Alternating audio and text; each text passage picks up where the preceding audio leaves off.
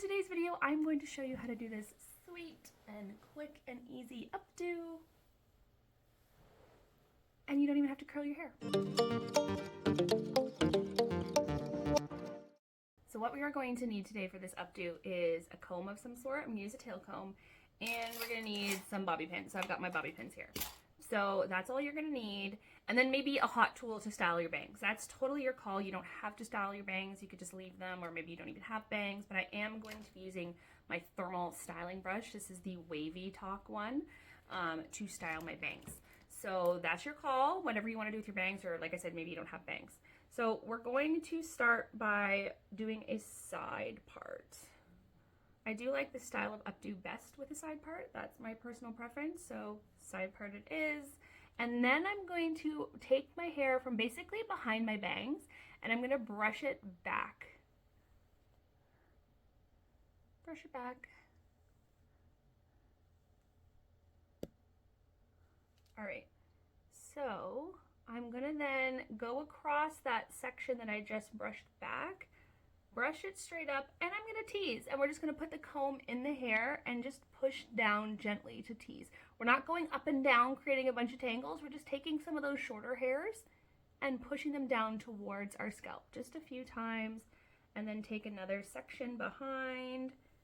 Same thing, just pushing down. I'm going to take 3 to 4 sections going back. Make sure they're relatively thin sections. Otherwise, it's not going to do as much as you'd like it to do. You want to do more thin sections as opposed to just a couple thick sections. So then you've got crazy teased hair. You can use your comb, or I'm going to use just a brush to brush sort of the top of the hair to calm it down, lay it down a little, because obviously we don't want to look like we've got giant hair. We just want a little bit of fullness, a little bit of volume, and we just want it to stay there. All right, so now I'm going to turn around and show you the rest of the updo from the back. The first thing I'm going to do is I'm going to take the hair from the crown of my head down to my occipital bone where my head sort of rounds, and I'm going to create a little ponytail there. I'm just using a little clear hair tie because I don't want to be able to see it when I do the updo, and that's just going to help hold the hair in place. Then I'm just going to loosely tie the hair in a knot. Now, the point is not to keep the hair in a knot. Doing this loose knot just helps you get like a nice loop, and it's a little bit easier than forming loops if you're not used to doing updos. I'm going to strategically stick a bobby pin in the middle. You're going to see I actually lose the ends. That's okay, it does not matter. You might need to use a few more bobby pins, and that's fine. I'm pretty good at using one to secure a whole section of hair just because I've practiced a lot. So use as many as you need, but a good rule of thumb is to use as few as possible so your hair doesn't get too heavy.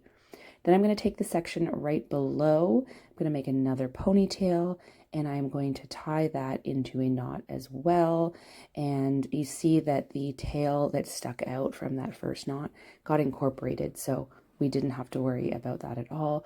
Stick another bobby pin, and the bottom section is so small that I'm actually not going to tie that as a ponytail because it's such a small amount of hair down there at the nape of my neck. I'm just going to gather it all together, kind of twist it, and then twist it around on itself in a little knot without tying it in a ponytail first, and just secure it with the bobby pin.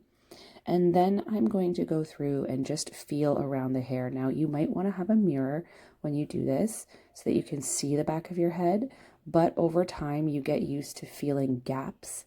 And I take some extra bobby pins or hairpins. That was actually a hairpin. They're a little bit looser and more open, and I do have some videos that show the difference between a bobby pin and a hairpin. And I use that hairpin to close that gap that I could feel there.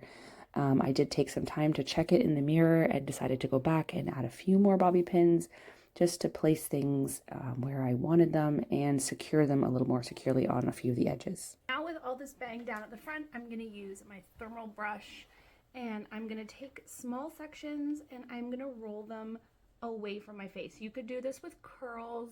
You could get a similar effect with a large wand. This is a 1.5-inch barrel on this, so I would use a wand with a 1.5-inch barrel to get a similar look. A smaller barrel is going to give you more curl, which you might want, but I am doing more of a straight hair updo. but I do want my bangs to be swoopy.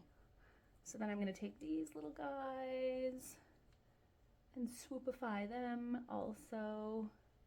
I'm not necessarily going for a curl, just not straight.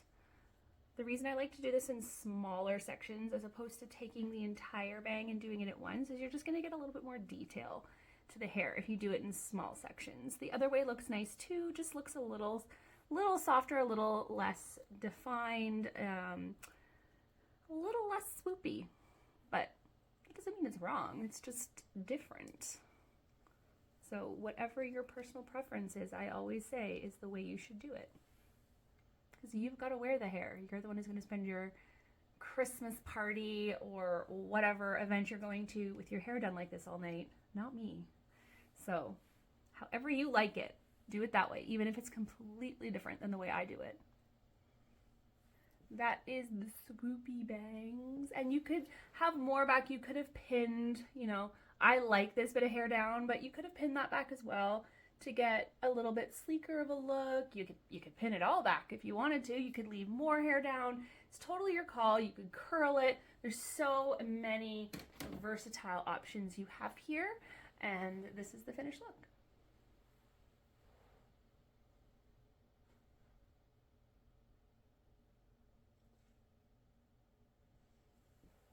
I hope that helps. I hope that this gives you another fun and easy updo idea. This is probably a little bit more advanced if you're still struggling with some of the more basics, but it is still on the relatively easy scale. So don't be afraid to give this one a try. Don't be afraid to need to practice.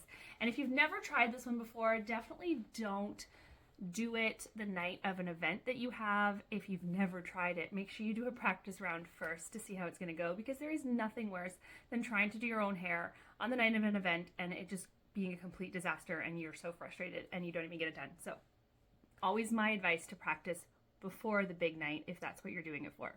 Thank you so much for watching. Hit that notification bell so you don't miss any of my videos, and subscribe so that you can be part of my community here if you're not already a subscriber. Bye!